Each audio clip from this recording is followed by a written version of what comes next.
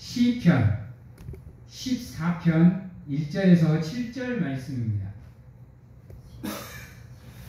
시편 14편 1절에서 7절 말씀까지 보도록 하겠습니다.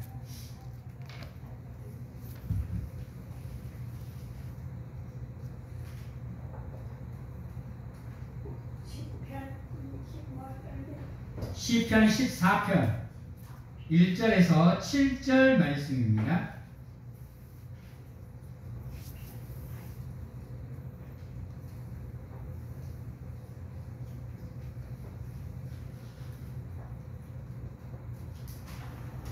자, 시편 14편 1절에서 7절 말씀 제가 봉독하도록 하겠습니다. 어리석은 자는 그의 마음에 이르기를 하나님이 없다 하는도다. 그들은 부패하고 그 행실이 가증하니 선을 행하는 자가 없도다. 여호와께서 하늘에서 인생을 굽어 살피사 지각이 있어 하나님을 찾는 자가 있는가 보려 하신즉 다 치우쳐 함께 더러운 자가 되고 선을 행하는 자가 없으니 하나도 없도다. 죄악을 행하는 자는 다 무지하나 하냐. 그들이 떡 먹듯이 내 백성을 먹으면서 여호와를 부르지 아니하는도다.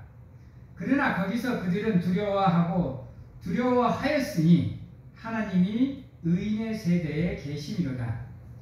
너희가 가난한 자의 계획을 부끄럽게 하나 오직 여호와는 그의 피난처가 되시도다. 이스라엘의 구원이 시온에서 나오기를 원하도다. 여호와께서 그의 백성을 포로된 곳에서 돌이키실 때에 야곱이 즐거워하고 이스라엘이 기뻐하리로다. 아멘.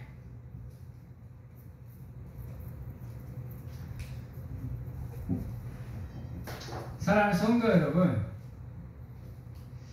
어리석은 자는 하나님이 없다 하는 거다 라고 얘기를 합니다. 여러분들, 어리석은 자들이 왜 하나님이 없다라고 생각을 하느냐? 지혜가 없기 때문입니다.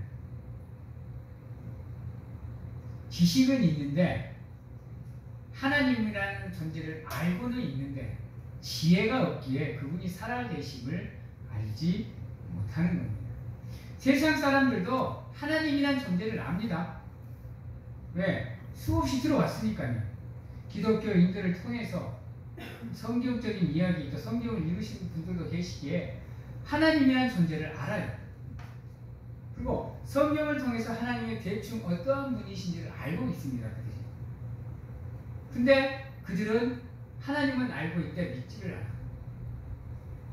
왜냐하면 지혜가 없기 때문입니다. 지혜가 뭐죠? 지혜가? 여러분?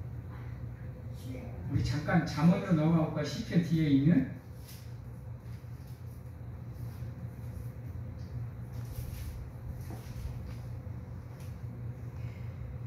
잠언 1장 7절 말씀입니다.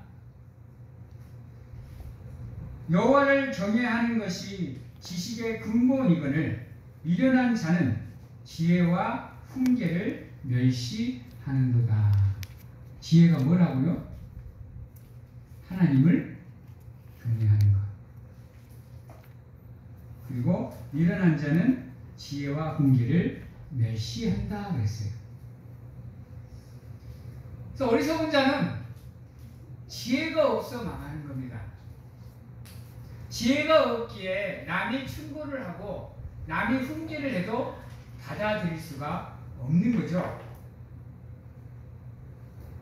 여러분, 그래서 미련한 자는 하나님이 없다고 얘기합니다.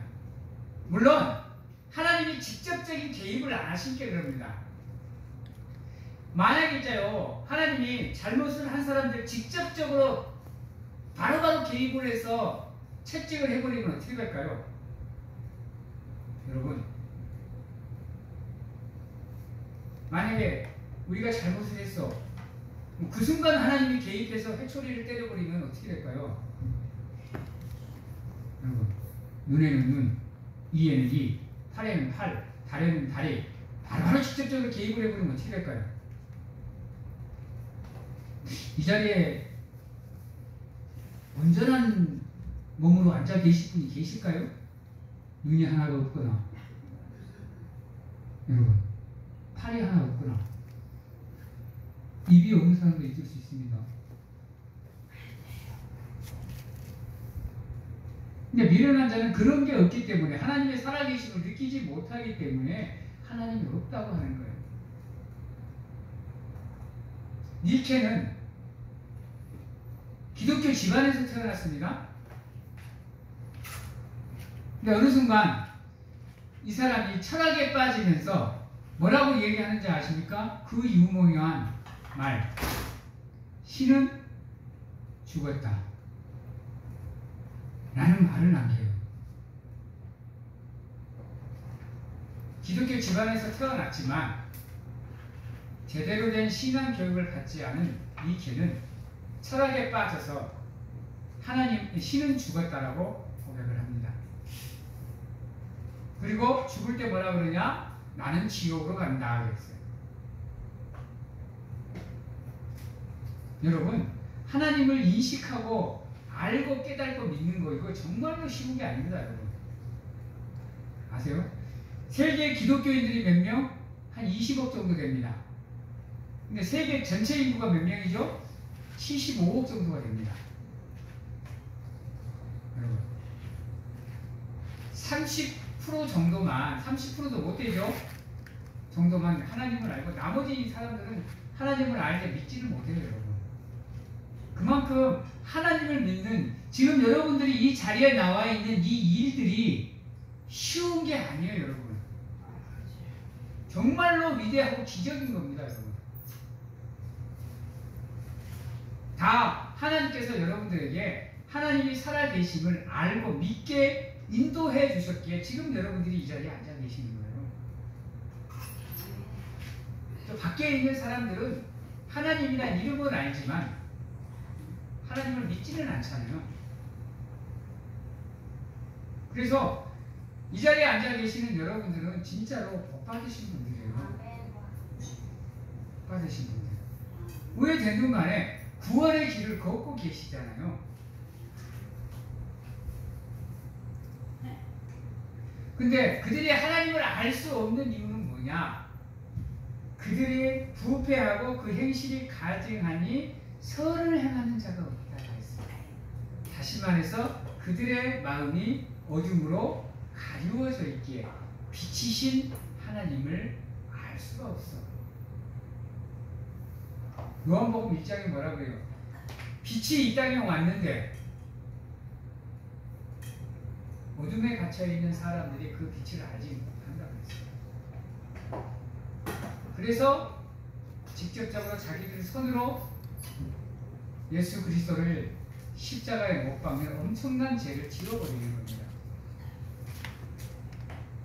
사랑하는 성도 여러분, 어리석은 자는 그 어리석음으로 망하게 되어 있습니다. 이 본보기를 누가 보여주느냐? 빌라도가 보여줍니다. 빌라도가.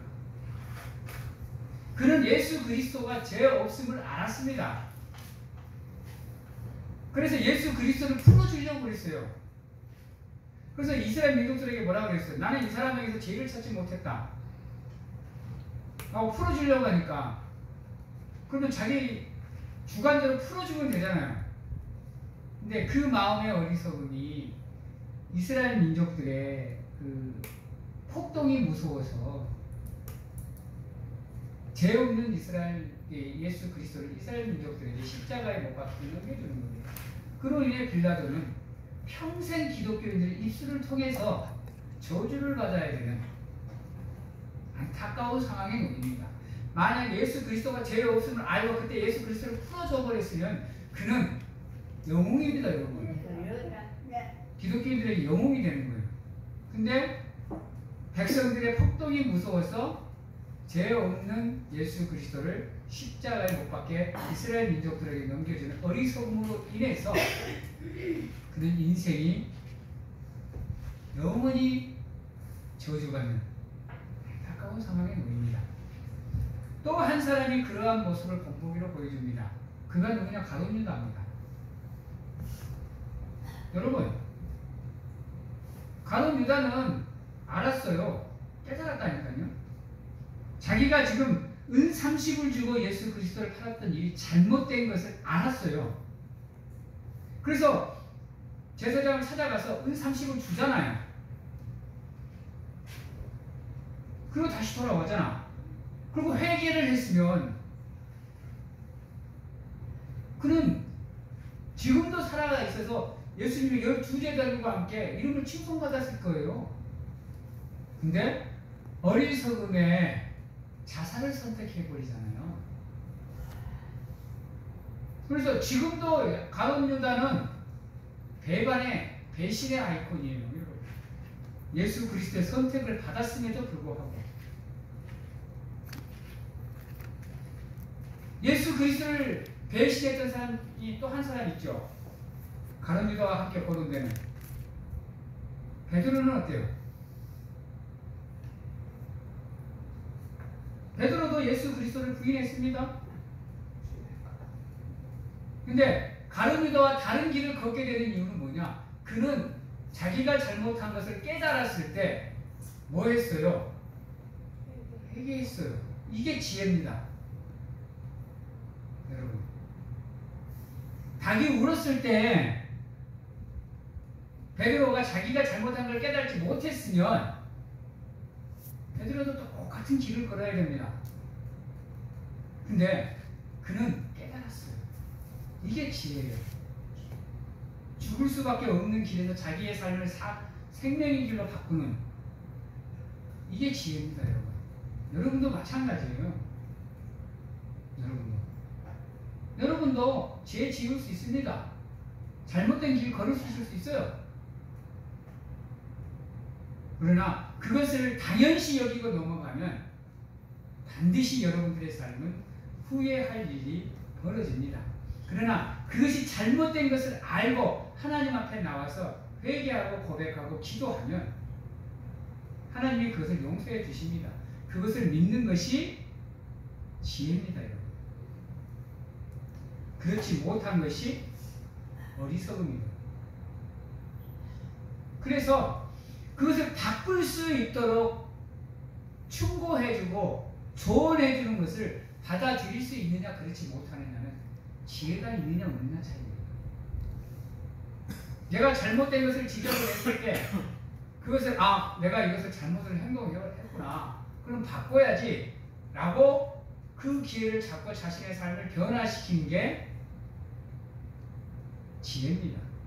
그게 바로 변화로 나갈 수 있는, 개혁으로 나갈 수 있는 길이기에. 그렇지 않고 남이 나를 충고하면 짜증내고 화를 내서 그걸 무시해버리면 나는 그렇게 사는 겁니다. 결국은 무너지는 거예요. 여러분. 그래서 우리가 어리석은 사람의 자리로 갈 수는 있습니다. 인간이다 보니까 당연히 불의한 자의 자리에 갈 수도 있고요. 교만한 사람의 자리에 갈 수도 있고요. 죄인의 길에 설 수도 있고 오만한 자와 함께 서 있을 수도 있습니다. 그러나 시냇가에 심은 나무가 되는 방법은 뭐냐? 그 길에 있는 나의 잘못을 깨닫는 겁니다. 그것을 알고 바꾸는 거예요. 죄인의 길에서 의인의 길로 오만한 자의 자리에서 겸손한 자의 자리로 바꾸는 겁니다. 그 바꾸는 게 지혜인 거예요. 그래서 그걸 바꾸지 못해서 신앙의 길에서 나고되는 자들이 얼마나 많아요. 무너져 내리는 사람들이 얼마나 많습니까? 하나님을 떠나는 사람이 얼마나 많아요.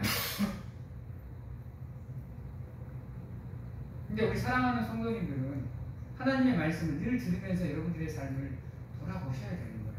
그래서 내가 어디에서 어리석은 짓을 했는지, 내가 어디서 어리석은 자의 자리에 서 있는지를 깨달으시고 현명하게 여러분들의 삶을 변화의 자리로 바꾸셔야 되는 거예요. 그 지혜가 정말로 가지기가 어려운 겁니다. 내 자아가 살아있는 한, 내 자존심이 살아있는 한, 그건 정말로 어렵습니다. 지금 우리나라의 지도자들의 모습을 한번 보십시오. 100에 100% 다 그러고 있습니다.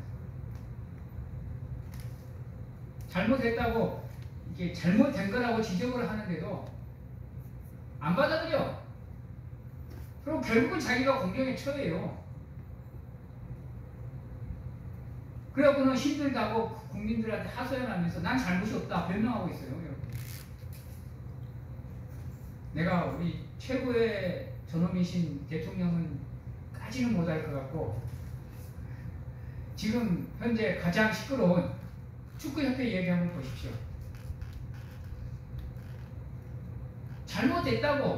잘못했다고 온 국민이 얘기를 하고 있는데 축구 회장만 나몰라라 때리고 있어요. 임원진들만. 홍명보 감독 선임한 게 잘못됐다. 모든 축구 선수들, 모든 국민들, 모든 사람들이 잘못됐다고 얘기하는데 축구협회 임원진들만 나몰라라 하고 있잖아요. 그러니까 욕을 먹는 거예요. 결국은 그래서 어떻게 해요? 문체부에서까지 감사가 나오잖아요. 감사 나오면 지구들 그걸 다 뒤집어 엎어질 건데 왜 스스로가 그 지혜롭게 행동을 못해서 그러한 난관을 자처합니까?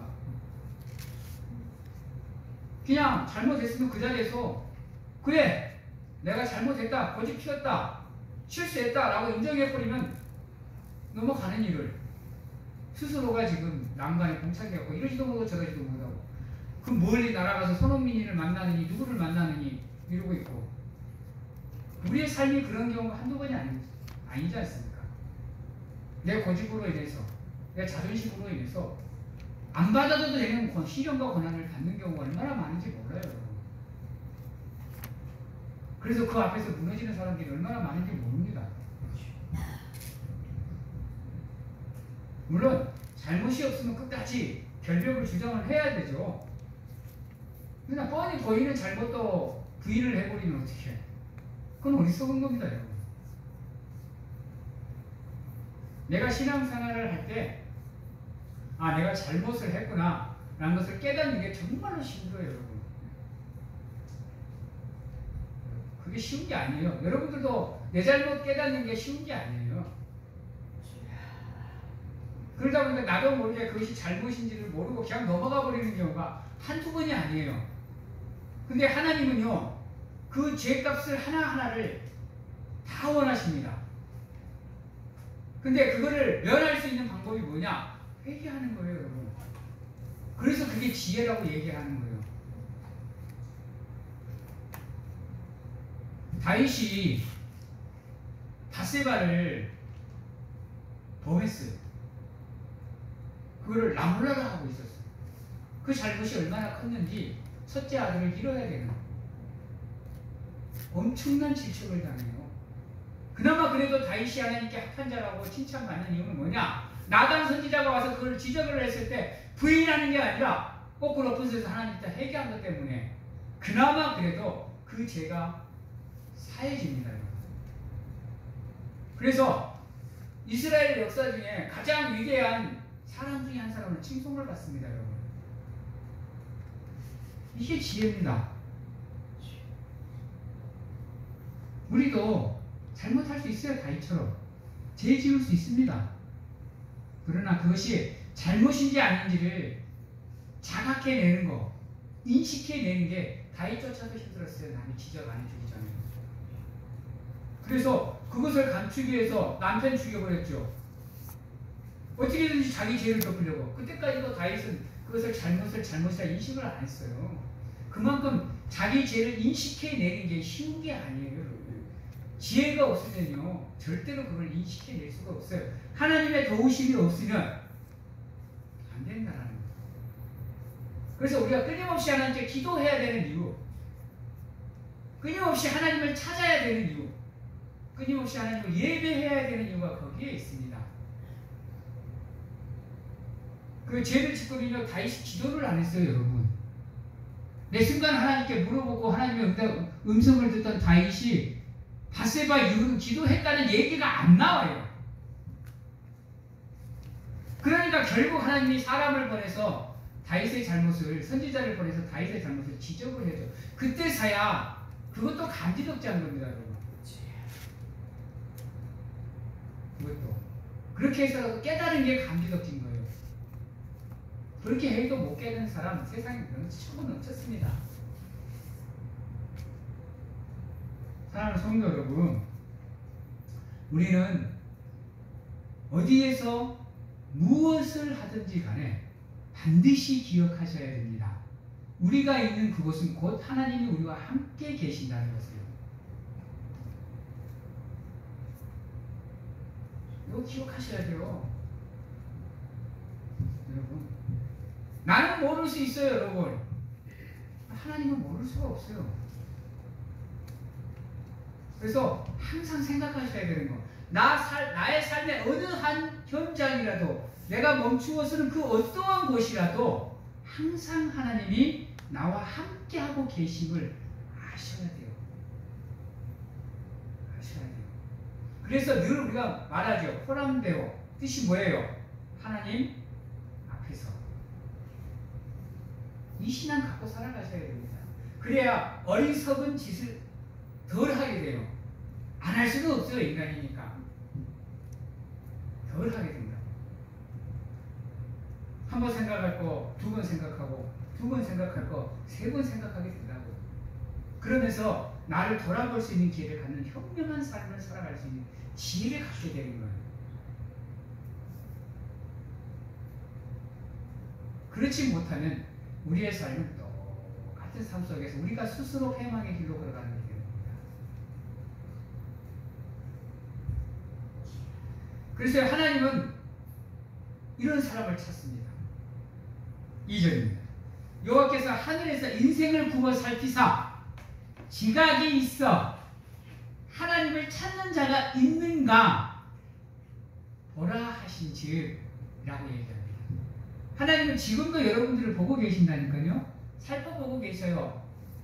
너희들이 지혜가 있어서 내가 살아있음을, 내가 너희들을 찾는 사람임을, 내가 너희와 함께하는 존재임을 아는지 모르는지를 지켜보고 계신다니까요.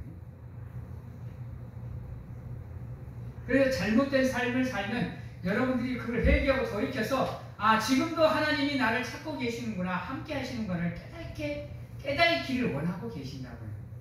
그래서 늘 여러분들이 하나님이 여러분들을 지켜보고 계신다고요. 잘못을 해도 지켜보고 잘해도 지켜보는 이유가 거기에 있어요.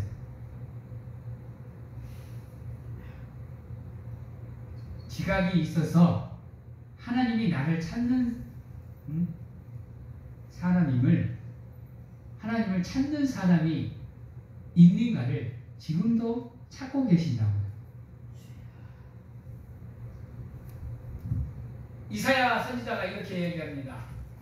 내가 제 중에 하나님의 영광을 보았도다. 하나님의 보좌를 보았도다. 이 일을 의할꼬 라고 했을 때 하나님의 보좌에 있던 천사가 부지깽이를 갖고 와서 이사야의 입술을 뒤집니다. 그러면서 하나님의 음성이 들려옵니다. 누가 나를 위해 갈꼬?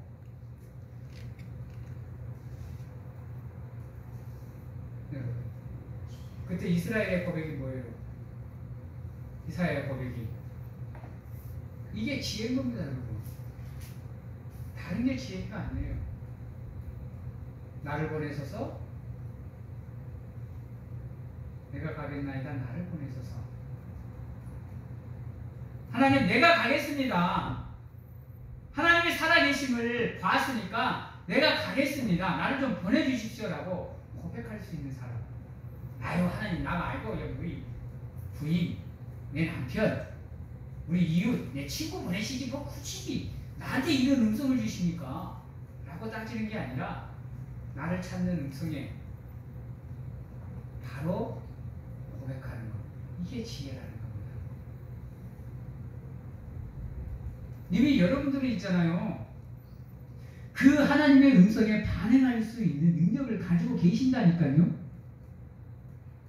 그걸 가지고 계세요, 여러분.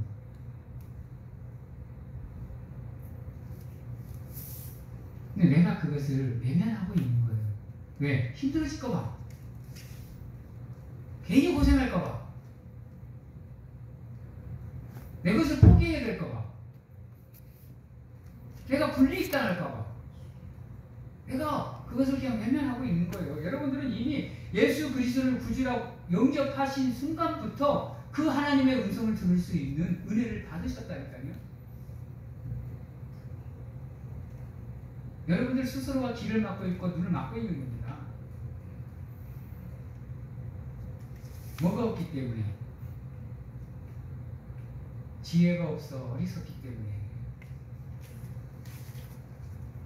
그래서 여러분들은 들을 길을 여십시오.